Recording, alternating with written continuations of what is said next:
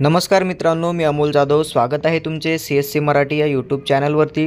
मित्रांनो, आपल्या चॅनलवरती जर तुम्ही पहिल्यांदा आला असाल तर चॅनलला सबस्क्राईब करून ठेवा. मित्रांनो, RTE ॲडमिशनची जी लॉटरी आहे ती आता जाहीर करण्यात आलेली आहे. तुम्ही RTEच्या साईटवरती येऊन तुम्ही तुमचे RTEचे लॉटरीचे स्टेटस जे आहे ते पाहू शकता. RTEची साईट आता सुरू झालेली आहे. या वेबसाईटची लिंक व्हिडिओच्या डिस्क्रिप्शन बॉक्समध्ये मी दिलेली आहे. यावरती क्लिक करून तुम्ही डायरेक्टली या पेजवरती येऊ शकता.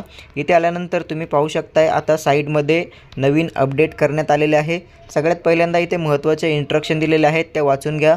RTE 25% ऑनलाईन प्रवेश अर्जाची स्थिती पाहत असताना सर्व्हरच्या क्षमतेपेक्षा जास्त जाऊन पोर्टल स्लो होऊ शकते. त्यामुळे पालकांनी संभ्रमात न पडता काही वेळाने पुन्हा प्रयत्न करायचा आहे. त्यानंतर दुसरा पॉईंट आहे निवड यादी म्हणजेच लिस्ट नंबर 1. प्रवेशपात्र विद्यार्थ्यांनी प्रवेश घेण्याची मुदत दिनांक जी आहे 14/2/2025 पासून ते 28/2/2025 पर्यंत राहणार आहे.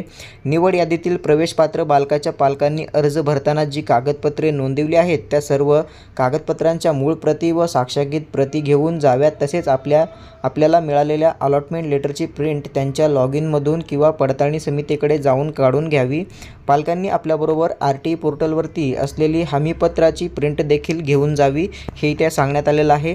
RTE ऑनलाईन प्रवेश प्रक्रिया सन 2025-26 वर्षाकरिता निवड यादीतील प्रवेशपात्र बालकाच्या पालकांना त्यांच्या मोबाईलवर SMS प्राप्त होतील. परंतु पालकांनी फक्त SMSवरती अवलंबून न राहता RTE पोर्टलवरील अर्जाची स्थिती या टॅबवर आपला अर्ज क्रमांक लिहून लॉटरी लागली अथवा नाही याची खात्री करायची आहे. अर्ज भरताना जी कागदपत्रे नोंदवली आहेत त्या सर्व कागदपत्रांच्या मूळ प्रती व साक्षांकित प्रती पडताळणी समितीकडे जाऊन विहित मुदतीत आपला प्रवेश ऑनलाईन निश्चित करावा. आपले प्रवेश ऑनलाईन निश्चित झाला याची एक रिसीट पडताळणी समितीकडून घेणे आवश्यक असणार आहे. प्रतीक्षा यादीतील विद्यार्थ्यांनी अर्जाची स्थिती या टॅबवर आपला अर्ज क्रमांक लिहून प्रतीक्षा यादीमधील आपला नंबर पाहावा. निवड यादीतील विद्यार्थ्यांनी प्रवेश घेण्याची मुदत संपल्यानंतरच मगच प्रतीक्षा यादीतील विद्यार्थ्यांना अनुक्रमे SMS पाठवले जातील. त्यानंतर तुम्हाला इथे यायचं आहे खाली आल्यानंतर तुम्हाला इथे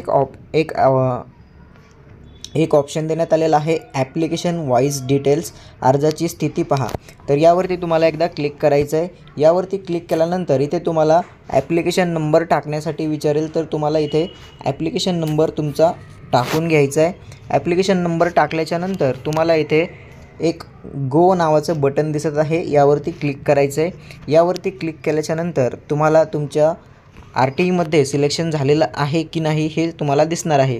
सगळ्यात पहिल्यांदा तुम्हाला स्टुडंट नेम दिसेल, त्यानंतर स्कूलचा कोड आणि UDIS नंबर दिसेल, स्कूलचं नाव दिसेल, त्यानंतर सिलेक्शन वेटिंग टाईप. तर इथे तुम्ही पाहू शकताय रेग्युलर सिलेक्शन, याचा अर्थ तुमचा पहिल्या यादीमध्ये नंबर लागलेला आहे आणि तुम्हाला इथून ॲडमिट कार्ड जे आहे ते डाउनलोड करायचं आहे. तुम्ही इथे पाहू शकता admit card view and print या बटनवरती तुम्हाला क्लिक करून तुम्हाला हे ॲडमिट कार्ड डाउनलोड करून घ्यायचे आहे. या ॲडमिट कार्डवरती तुम्हाला पडताळणी समितीचा पत्ता आणि शाळा कोणती अलॉट झालेली आहे हे देखील तुम्हाला या ॲडमिट कार्डवरती दिसणार आहे.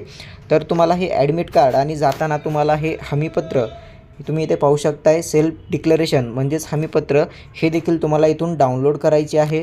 डाउनलोड केल्यानंतर याला तुम्हाला पेनाने भरायचे आहे आणि पडताळणी समितीकडे जाताना ॲडमिट कार्ड आणि हे सेल्फ डिक्लेरेशन आणि फॉर्म भरताना जे तुम्ही कागदपत्रे दिलेले आहात ते सर्व कागदपत्रे ओरिजिनल आणि एक झेरॉक्सचा बंच तुम्हाला पडताळणी समितीकडे घेऊन जायचं आहे. त्यानंतर तुमचा प्रवेश कन्फर्म होईल. जर तुम्ही पडताळणी समितीकडे नाही गेला दिलेल्या मुदतीमध्ये तर जे काही वेटिंग लिस्टमधील अनुक्रमे विद्यार्थी असतील त्यांना SMS पाठवले जातील व राहिलेल्या ज्या जागा आहेत त्या जागांवरती वेटिंग लिस्टमधील विद्यार्थ्यांना चान्स दिला जाणार आहे. धन्यवाद. जय हिंद, जय महाराष्ट्र.